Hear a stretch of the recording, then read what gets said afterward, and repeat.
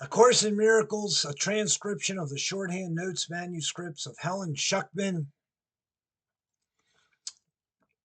There is one more point which must be perfectly clear before any residual fear, which may still be associated with miracles, becomes entirely groundless.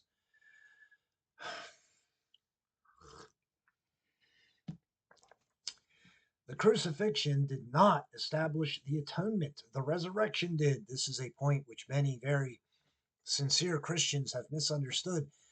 Nobody who was free of the scarcity fallacy could possibly have made this mistake.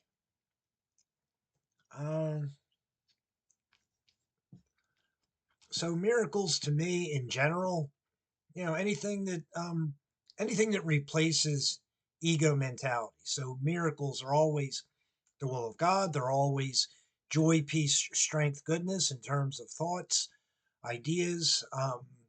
And yes, a miracle, as a sentence in the book about a miracle is the absence of the body. So, um, you know, no body awareness in the proper sense of what ACIM is saying overall about that is one idea about a miracle. Certainly, the actual physical miracles of Jesus are miracles. So, ACIM talks about miracles in many different ways, many different definitions for miracle.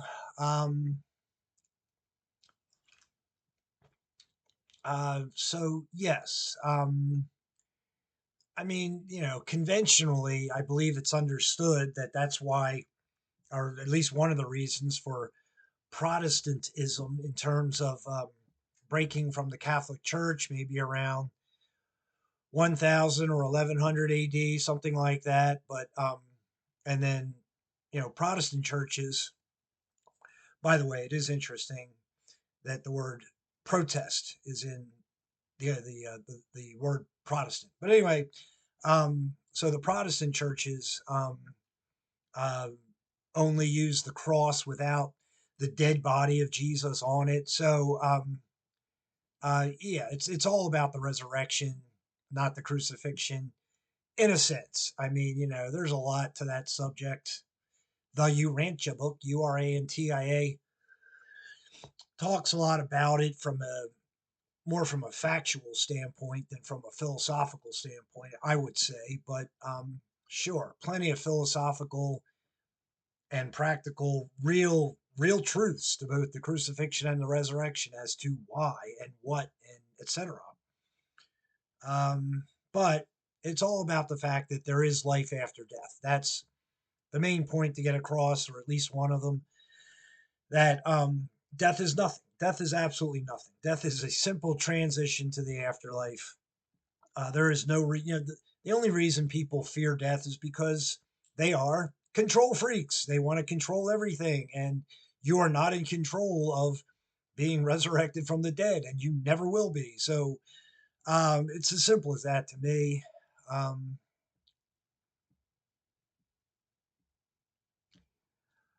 ACIM. If the crucifixion is seen from an upside down point of view, it certainly does appear as if God permitted and even encouraged one of his sons to suffer because he was good. Many very devoted ministers preach this every day.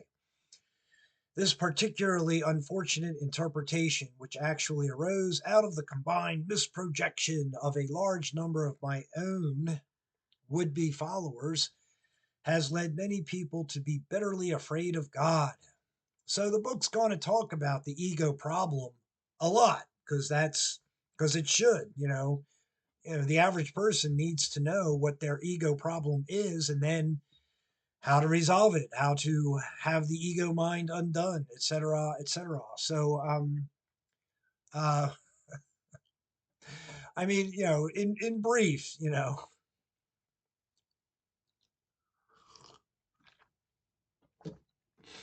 in brief, in the Urantia book, um, life was allowed to play out the way it was going to play out in terms of the people of that time period, the Jews, Jesus, Romans, and others. It was simply allowed to play out the way it was going to play out. And the Jews had a religion of one God. Jesus is going around saying he is the son of this one God.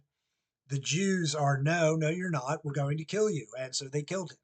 I mean, there's a lot of other reasons behind it. I mean, for me, quite frankly, the Urantia book talks about the Lucifer rebellion. And there's a couple mentions of Lucifer in A Course in Miracles. But the simple reality is that as a high spiritual ruler, Jesus of Nazareth, a high spiritual ruler, and the boss of Lucifer, shall we say, the creator father being in charge of the rebellious spirit Lucifer. Uh, Jesus was going to partake in some of the pain that was caused to the entire spiritual realm and the human realms. And I'm talking about other human worlds, but uh, Jesus was going to partake in some of that suffering that took place. So that's why he was nailed to a cross. There's all kinds of things that could be said about the subject. All right, ACIM. This particularly anti-religious concept happens to enter into many religions, and this is neither by chance nor coincidence. The real Christian would have to pause and ask, how could this be? Is it likely that God himself would be capable of the kind of thinking which his own words have clearly stated is unworthy of man? Jesus of Nazareth is the sovereign ruler of a local universe. In terms of the Urantia book, he's in charge of the sonship, in A Course in Miracles terms, as a spirit being, as we speak. That's his job, that's his function, that's what he does. Um, so Jesus of Nazareth is the only man who ever left this world and poured forth his spirit upon this world. So the spirit of Jesus of Nazareth, better known as the spirit of truth in the Urantia book, and maybe also the Bible, what took place at Pentecost in the Bible, in the Urantia book, um, the spirit of truth, I suppose, is the best term for the spirit of Jesus of Nazareth amongst all people on this world. So Jesus, there are one way or another, most every human being alive has something to do with Jesus of Nazareth. It could be a dislike or hatred, but still there's something going on with most everyone alive in terms of Jesus of Nazareth, whether it's strong devotion type activity or minor things or anything. In other words, what I'm saying here is that because of the spirit of Michael of Nebadon, better known as, also known as Jesus of Nazareth, because that spirit is on this planet, um, things about Jesus will get into most everything. So the most heinous of groups will identify with Jesus of Nazareth. For example, big topic. Anyway, uh, uh,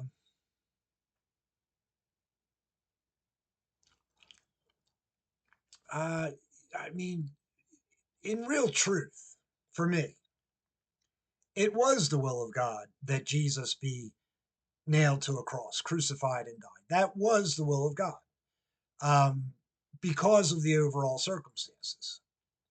Um, I would definitely, I believe that. Um,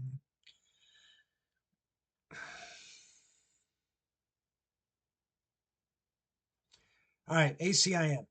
There are times when the best defense, as always, is not to attack another's position, but rather to protect the truth. It is not necessary to consider anything acceptable if you have to turn a whole frame of reference around in order to justify it. Ow. This procedure is painful in its minor applications and genuinely tragic on a mass basis. Persecution is a frequent result justifying the terrible misprojection that God himself persecuted his own capital S Son on behalf of salvation. The very words are meaningless. It has always been particularly difficult to overcome this because, although the error itself is no harder to overcome than any other error, men were unwilling to give it up because of its prominent escape value. In milder forms, a parent says, "This hurts me more than it hurts you," and feels exonerated in beating a child. Can you believe that the father really thinks this way? Uh,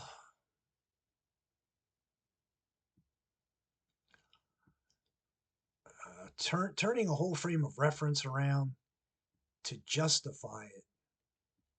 Genuinely tragic on a mass basis. Certainly, the Holocaust could be discussed there if we want to go for major things that have happened in terms of heinous things on this world. Um, um, so, to me, the simple truth is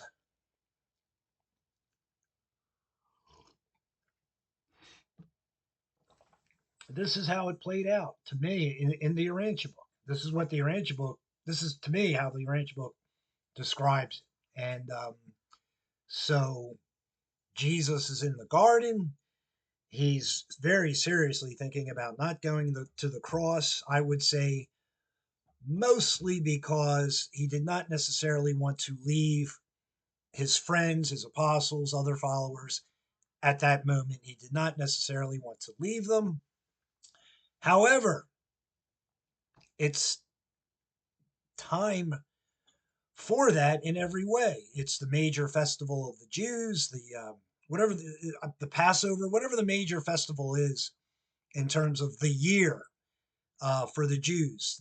The weekend that Jesus went through the crucifixion and resurrection was the once a year major festival for the Jews in Jerusalem. So it's the moment for Jesus leaving this world. And the way that he's going to leave this world is to be nailed to a cross. However, Jesus is seriously thinking about not doing it. Then God the Father, the universal Father, the first person of the Trinity, God himself, in ACIM uses that little phrase, God himself, a tremendous number of times, like 500 or so times, but sent Jesus a spirit comforter to reassure him about what was going on. So then shortly after that, Jesus is nailed to a cross, um, resurrects on Sunday. Um, that to me, so the fact that the first person of the Trinity, God himself, sent Jesus this spirit comforter to reassure him about dying by crucifixion is, for one thing, that's definitely a statement that it was the will of God to have Jesus executed, killed, crucified on a cross. That was the will of God. Um, that's how I see it. I mean, but you can talk about ideas about it not happening that way. Certainly, that's a fair discussion. Um, but to me, no. It's like that was anyway. Okay, so ACIM. It is so essential that all such thinking be dispelled that we must be very sure that nothing of this kind remains in your minds. I was not punished because you were bad. The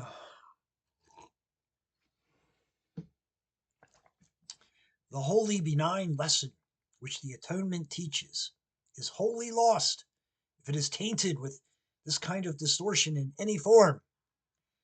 So, A Course in Miracles is a book getting across certain ideas, and it doesn't go a lot into the crucifixion, resurrection of Jesus, similar to the Urantia book. So that's my uh, main information for truth about the subject. And Jesus absolutely was not killed because the average human was bad or had sinned. No, Jesus was crucified because of the spiritual rulers that abandoned um, their posts, shall I say? I mean, yeah, there was a spiritual rebellion, and these beings, such as Lucifer, were in charge of a large segment of the creation within the segment of the creation that Jesus of Nazareth is in charge of. So, um, uh, because of these high spirit beings that went into rebellion, and many spirit beings suffered greatly, and mortals, but spirit beings and mortals suffered greatly because of the rebellion by Lucifer and other spirit beings. Because of that, that's why Jesus died, not because of the individual imperfection, sin, error of the average mortal on this planet. No. I mean, Christianity is Christianity in terms of what it teaches, and Catholicism and the overall understanding. ACIM. Vengeance is mine, saith the Lord, is strictly a karmic viewpoint. It is a real misperception of truth by which man assigns his own evil past to God. The evil conscience from the past has nothing to do with God. He did not create it, and he does not maintain it. God does not believe in karmic retribution at all. His divine mind does not create that way. He does not hold the evil deeds of a man even against himself. Is it likely then that he would hold against any man the evil that another did? Karmic viewpoint. So for me, reincarnation is a real thing. Everything I believe about reincarnation comes from the Seth books by Jane Roberts. There's a lot of information about reincarnation in the Seth books by Jane Roberts, and that's what I believe about the topic as far as that goes. Um, so the ACIM idea, many places in this book, it talks about this idea and describes it in different ways, that every human being is created perfect. However, we as human beings choose to make beliefs from a young age that are not the will of God. They're not perfect peace, joy, love, goodness, tranquility, etc. They're not the will of God. They are always have elements of doubt, fear, remorse, anxiety, disappointment, sorrow, feelings of deprivation, feelings of grievances, resentment, anger, etc., etc. The beliefs always have that in them, if they're not the will of God beliefs. So um, that's what has to be undone. So we made those beliefs. That's what has to be undone. There's a lot to that topic. The book talks about that topic in various ways, a lot, and and topics that are like supporting topics for that topic. But um,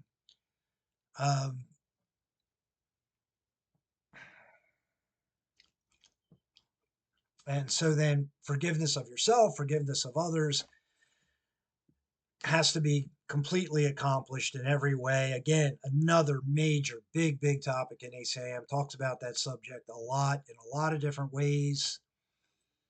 All right, ACIM, be very sure that you recognize how impossible this assumption really is, and how entirely it arises from misprojection. This kind of error is responsible for a host of related fallacies, including the misbelief that God rejected man and forced him out of the Garden of Eden, or the Gata Davida from the song, or that I am misdirecting you. I have made every effort to use words which are almost impossible to distort. But man is very inventive when it comes to twisting symbols around.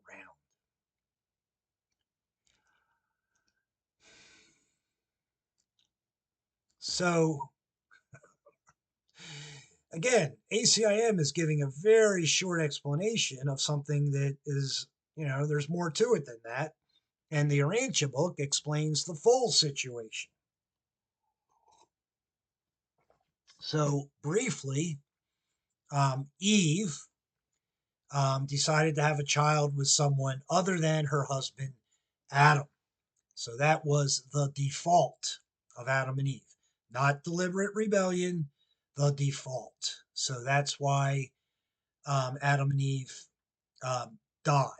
Normally, on a human planet, the Adam and Eve that show up um, live indefinitely until a world is settled, enlightened life in Urantia book terms and ideas. Um, was God directly in charge of declaring the default of Adam and Eve? Not directly, but is it the will of God that Adam and Eve were declared in default? Yes.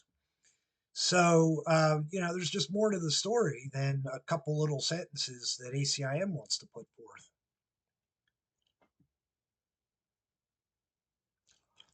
Certainly, the ego mind of man can get very creative in its own perverted sense. Like in general, ACIM uses the word creative to talk about the God mind and projection to talk about the ego mind.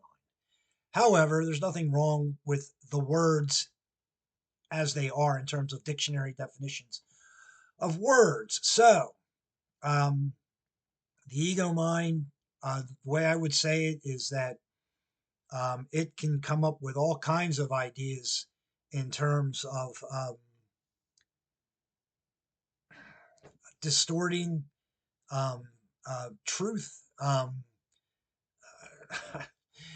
Yes, it can. Anyway, ACIM, God himself is not symbolic. He is fact. The atonement, too, is totally without symbolism. It is perfectly clear because it exists in light. Only man's attempts to shroud it in darkness have made it inaccessible to the unwilling and ambiguous to the partly willing. The atonement itself radiates nothing but truth. It therefore epitomizes harmlessness and sheds only blessing. It could not do this if it arose from anything other than perfect innocence. Innocence is wisdom because it is unaware of evil, which does not exist. It is, however, perfectly aware of everything that is true. Uh, so God is a personal being. He is fact. So God knows of himself as an individual being, um, and God has a connection to absolutely everything in many different ways. The Urantia book talks about this a lot.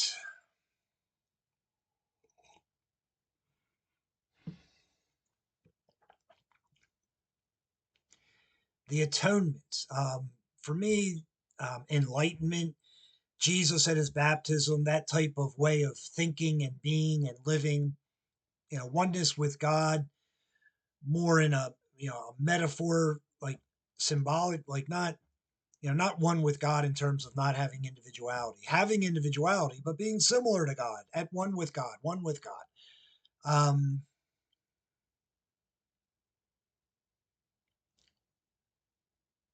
The book talks a lot about darkness and light in terms of what that means in terms of ego and God mind. So the goal is to not be making choices in the sense that if I, you, or anyone really knows the truth about anything, the real truth about any physical behavior, the real truth about any belief about anything, um, then you're not really making choices at that point because you simply know what to do every moment, moment to moment, with perfect certainty, zero doubt, um, things like that. That's the way to be. That's ACIM to me. Um, Harmlessness is extremely important. Lots of sentences in the book about that. Um, definitely see other human beings as perfectly harmless at all times. Know yourself as perfectly harmless at all times. Plenty of information about that in this book. There's even a sentence goes like this, says, if you perceive the harmlessness in your brothers, they're more likely to agree with your ideas about spirituality. There's a sentence like that in the book. I'm paraphrasing.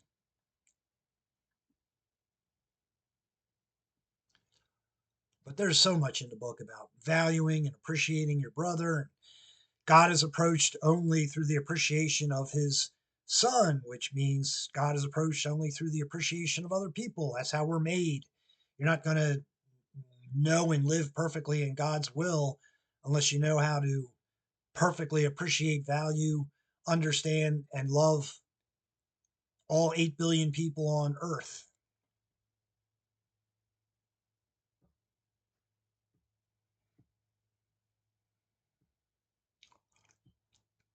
I mean, the goal, ACIM, you know, no thought opposes any other thought. Nothing you say is contradicted by what you think or do. So, conflict free in terms of thought. So, you know, um, getting to that place similar to Jesus of Nazareth, especially, after his baptism, where you can't even think anything that's not the perfect will of God. Like you can't simply can't do it. That's the place to get to. That's the mind purification that ACIM is talking about. Uh, you can't do it unless you can think it. That's a sentence that I think about. I don't know that that sentence is verbatim ACIM, but it's certainly logical. You can't do it unless you can think it, and if you can't think anything outside of the will of God, you can't do anything outside of the will of God. That would be the idea to me.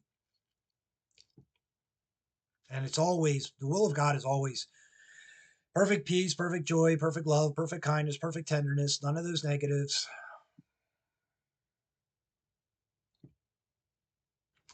So, the holy mind, the pure mind, the Jesus like mind, Christ like mind, capital S self like mind for anyone and everyone is aware of everything in the sense that aware of everything that is the will of God and not aware of anything that's not.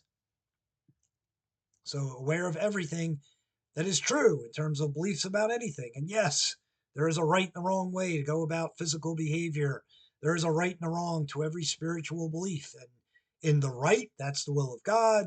And it's always joy, peace, strength, goodness, happiness, love, kindness, tenderness, etc. Um, however, in the ego mind, someone can certainly feel joyous, peaceful, strong, happy, loving, kind, tender, but it's not the will of God, but they feel that way anyway. That is possible in the ego mind. But it's not the will of God, those beliefs, so they do have to be undone.